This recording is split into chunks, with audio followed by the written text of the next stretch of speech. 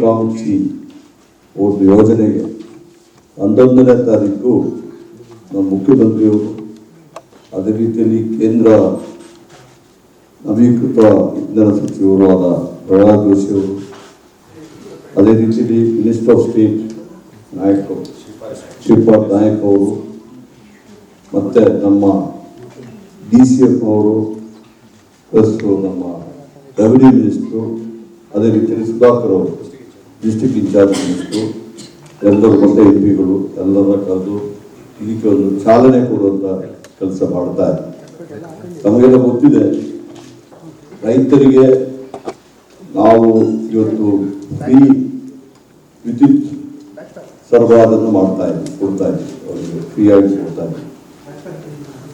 ಆದ್ರೆ ಅವ್ರ ತೊಂದರೆ ಏನಾಗ್ತದೆ ಅಂತ ನಾವು 90 ಈ ಒಂದು ತೀರ್ಮಾನ ತೆಗೆದುಕೊಂಡು ಫ್ರೀ ಎಲೆಕ್ಟ್ರಿಸಿಟಿ ಕೊಟ್ಟಾಗ ಬಹಳ ಕಡಿಮೆ ಈಗಂತೂ ತುಂಬ ಜಾಸ್ತಿ ಆಗಿದೆ. ಕಳೆದ ವರ್ಷ ನಾವು ಸಬ್ಸಿಡಿ ಕೊಟ್ಟು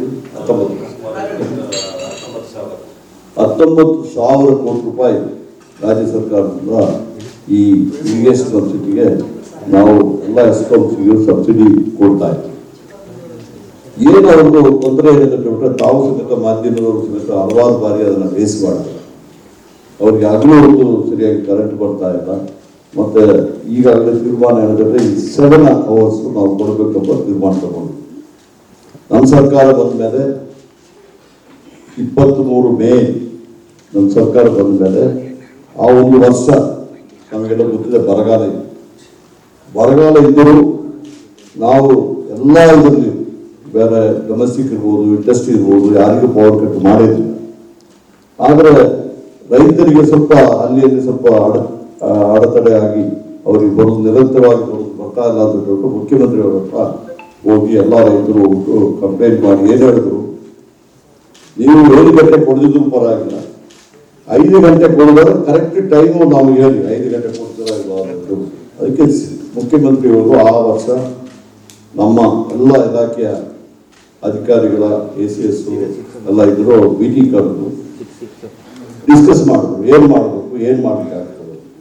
ಅದಕ್ಕೆ ಮುಖ್ಯಮಂತ್ರಿಯವರು 5 ಗಂಟೆ ನೀವು ಕರೆಂಟ್ ಕೊಡಿ, ಆದರೂ ಆದಷ್ಟು ಬೇರೆ 7 ಗಂಟೆ ಕರೆಂಟ್ ಕೊಟ್ಟಿಗೆ ಎಲ್ಲ ಸಿದ್ಧತೆಗಳು ಮಾಡಿಕೊಂಡು ನಮಗೆ ಆದೇಶ ಕೊಟ್ಟಿದ್ದ ಪ್ರಕಾರ ನಾನು ACS ಮತ್ತೆಲ್ಲ ನಮ್ಮ ಪಂಕಜ್ ಪಾಂಡೆ ನಾವೆಲ್ಲ ಹೋಗಿ ಬೇರೆ ಬೇರೆ ರಾಜ್ಯಗಳಲ್ಲಿ ಸಮೇತ ಕರೆಂಟು ತಗೊಂಡ್ಬರುವ ಒಂದು ವ್ಯವಸ್ಥೆ ಮಾಡಿದ್ವಿ. ಅದರಲ್ಲಿ ಸಮೇತ ನಮ್ಮ RKC ಆಗ ಇಂಧನ ಸಚಿವರು ಅವರ ಹತ್ರ ಹೋಗಿ ಯಾವುದೆಲ್ಲ ನಮಗೆ ಏಕೆಂದ್ರೆ ಅಲ್ಲಿ ತನಕ ಅಷ್ಟು ಬೇಡಿಕೆ ಇರಲಿಲ್ಲ. 12,000 ಮೆಗಾವಾಟ್ 13,000 ಮೆಗಾವಾಟ್ ಮ್ಯಾಕ್ಸಿಮಮ್ ಬೇಡಿಕೆ ಇದೆ. ಆ ವರ್ಷ ನಮಗೆ ಬೇಡಿಕೆ ಬರಗಾಲದಲ್ಲಿ ಬೇಡಿಕೆ ಏನಾಯ್ತು ಅಂತ ಹೇಳ್ಬಿಟ್ರೆ ಸುಮಾರು 17,000-18,000 ತನಕ ಬೇಡಿಕೆ ಬಂದಾಗ ನಮಗೆ ಸ್ವಲ್ಪ ತೊಂದರೆ ಆಗಿತ್ತು. ಅದಕ್ಕೆ ನಮ್ಮ ರಾಜ್ಯಕ್ಕೆ ಇರೋ ಅಲಾಟ್ಮೆಂಟ್ ಸಮೇತ ನಾವು ಸರೆಂಡರ್ ಮಾಡಿದ್ವಿ. ಅದನ್ನೆಲ್ಲ ಮತ್ತೆ ತಗೊಂಡು ನಮ್ಮ UP ಮತ್ತೆ ಪಂಜಾಬಿಂದ ಬಾರ್ಟರ್ ಸಿಸ್ಟಮ್ ಅಲ್ಲಿ ಸಮೇತ ನೀರನ್ನು ತಗೊಂಡು ಮತ್ತೆ ಸೆಂಟ್ರಲ್ ಗವರ್ಮೆಂಟ್ ಅಲಾಟ್ಮೆಂಟ್ ಹೆಚ್ಚಿಗೆ ಮಾಡಿ ನಾವು ಒಂದೇ ತಿಂಗಳಲ್ಲಿ 5 ಗಂಟೆ ಇದ್ದಿದ್ದರ 7 ಗಂಟೆಗೆ ರೈತರಿಗೆ ಕೊಡುವಂತ ಕೆಲಸ ನಾವು 2023 ಮಾಡಿದ್ವಿ. ಈ ವರ್ಷ ತಮಗೆಲ್ಲ ಗೊತ್ತಿದೆ, ಈ ವರ್ಷ ಶುರುವಾಗುವಾಗಲೇ ನಾನು ನನ್ನ ಮಾಧ್ಯಮದ ಕೇಳಿದ್ರು, ಏನು ಈ ವರ್ಷ ಹೆಂಗೆ ಕರೆಂಟ್, ಈ ವರ್ಷ ಯಾವುದೇ ಕರೆಂಟ್ ಕಟ್ಟಿಲ್ಲ ಅಂತ ಕೇಳಿದ್ರು. ಅದೇನೋ ದೇವರ ದಯೆಯಿಂದ ಯಶಸ್ವಿಯಾಗಿ ಈ ವರ್ಷ ನಾವು ಎಕ್ಸ್ಪೆಕ್ಟ್ ಮಾಡೋದಕ್ಕಿಂತ ಒಂದು 10 ದಿವಸ ಮೊದಲೇ ಮಳೆ ಬಂತು. ನಾವು ಜೂನ್ 5th 6th. ಹೆಚ್ಚಿನ ವಿಡಿಯೋಗಳಿಗೆ ಪ್ರತಿಧ್ವನಿ ಯೂಟ್ಯೂಬ್ ಚಾನೆಲ್ ಸಬ್ಸ್ಕ್ರೈಬ್ ಮಾಡಿ, ಬೆಲ್ ಐಕಾನ್ ಕ್ಲಿಕ್ ಮಾಡಿ.